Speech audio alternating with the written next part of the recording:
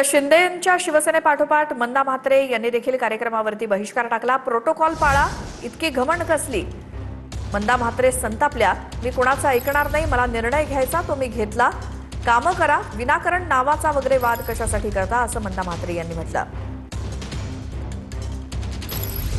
2004 मध्ये जेटी बनवली आमदार निधीतून। त्यांनी सांगितलं मी इथला आमदार आहे, मला कसं न विचारता केलं। मग आता तुम्ही मला मी इथले आमदार आहे, तुम्ही कसं मला न विचारता प्रत्येक गोष्टी करतात। तुमचे नगरसेवक कसे करतात, भाजपची नगरसेविक पालिका आणलेली आहे, तिचे राखणदार यांचे आहेत। पालिकाचा राखणदारच कुंपणच जर शेत खात असेल तर काय करावं, तिथे लक्ष नाही का? लक्ष नाही तिथे।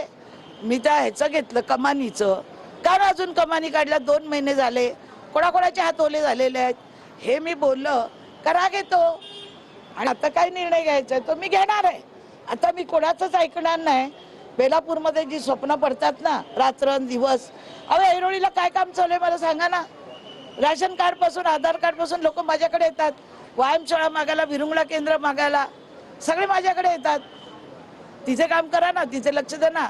या हॉस्पिटलची काय दुर्व्यवस्था, इथे मनुष्य भरती नाही, ते मांडा ना कॅबिनेटमध्ये की जर मनुष्य भरती करा म्हणून, त्याची ऑर्डर आणा ना काढून।